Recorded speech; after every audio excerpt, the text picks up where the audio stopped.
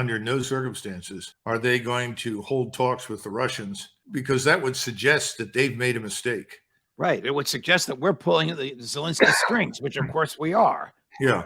So it's not, I don't see us doing that. I was asked the other day by a journalist, what do you think we should do? I said, hold talks immediately without preconditions. We need to come to some sort of resolution no matter what. That, in fact, was essentially what Kissinger said a few months ago, and then, of course, changed his tune. We're not going to do that. That's an admission of failure. No one in Washington ever admits that they failed at anything. Everything's a success no matter how many times you fail.